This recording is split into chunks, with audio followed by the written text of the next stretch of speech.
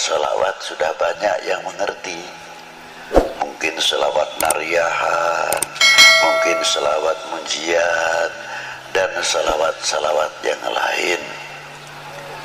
Salawat dengan ayatnya yang sangat terkenal, sangat populer, innallaha wa malaikatahu yusalluna 'alan nabi ya ayyuhalladzina amanu sallu alaihi wa sallimu taslima.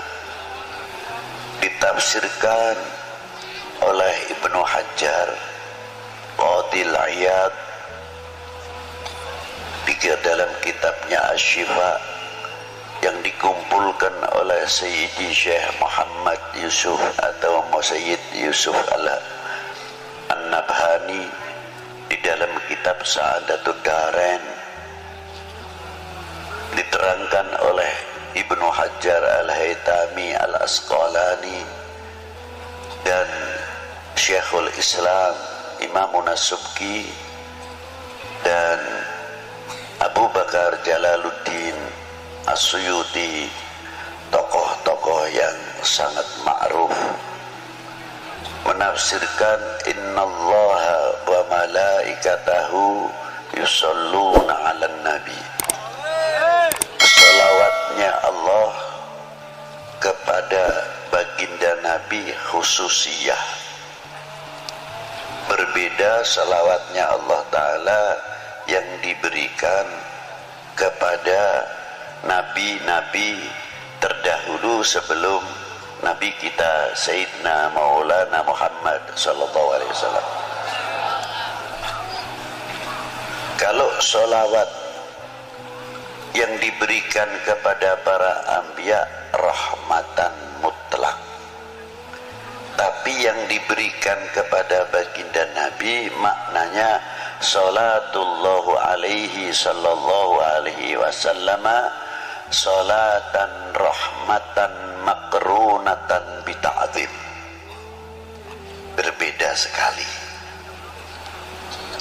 Salawatnya Allah Ta'ala yang diberikan kepada baginda Nabi mengagungkan satu kehormatan yang luar biasa diberikan kepada baginda Nabi sallallahu alaihi wasallam. Lautan rahmat yang tiada bertepian, rahmat yang sangat luar biasa, tapi tidak mungkin orang itu akan menggapai rahmat Allah Ta'ala yang diberikan kepada baginda Nabi tanpa ada pancingnya, syaratnya.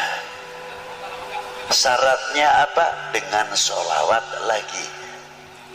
Jadi kalau kita membaca selawat kepada baginda Nabi, yang untung itu bukan baginda Nabi, yang untung sebetulnya kita.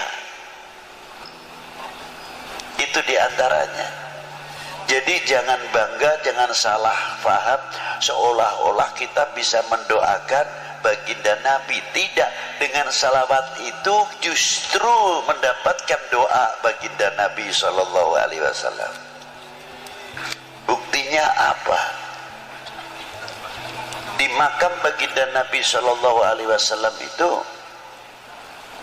ada satu malaikat ila yaumil qiyamah yang menunggu makamnya Rasulullah, setiap hari menerima sholawatnya umatnya, disampaikan kepada Rasulullah. Yang hebat itu tidak pribadinya saja.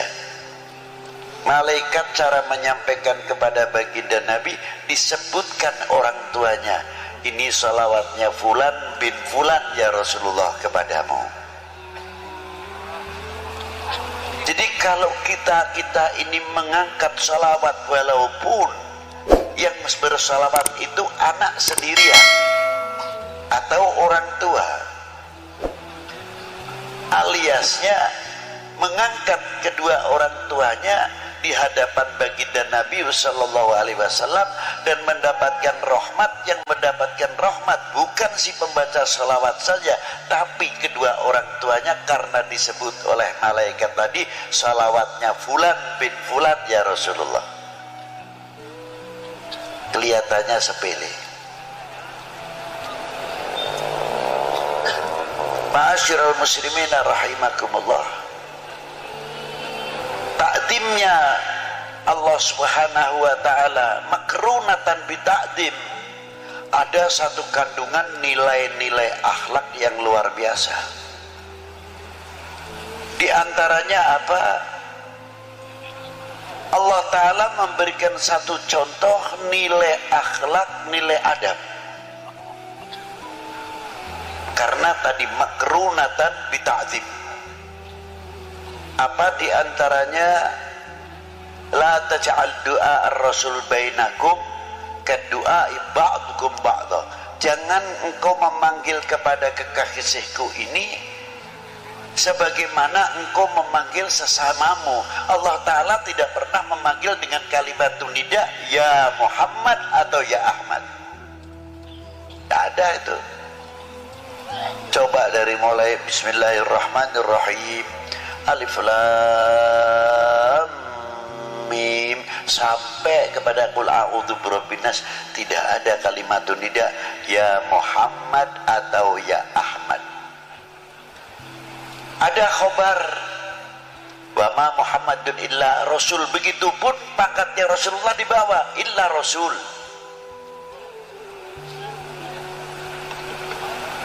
Ada akhir suratul Fatah, Muhammadur Rasulullah walladzina ma'ahu asyidda'u 'alal kuffar ruhama bainahum tarahum ruk'an sujadan yabtaghuna fadlan minallahi wa ridwana. Disebut juga Muhammadur Rasulullah, pangkatnya di bawah. Ini khobar, bukan nida ya Muhammad, tidak. Tapi panggilan Allah Ta'ala yang langsung kepada baginda Nabi Sallallahu Alaihi Wasallam yang dipanggil apa? Yasin, Toha, ya ayuhan Nabi, ya ayuhan Rasul, ya Mudaththir, ya Muzammil, dan lain sebagainya, kebesaran-kebesaran asma'un Nabi Sallallahu Alaihi Wasallam.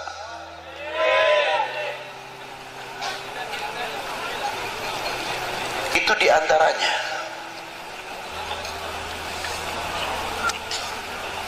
Maka kita dididik oleh Allah Ta'ala, jangankan kepada baginda Nabi Sallallahu Alaihi Wasallam, yang kepada kita sendiri, bagaimana cara menghormati antara sesama kita.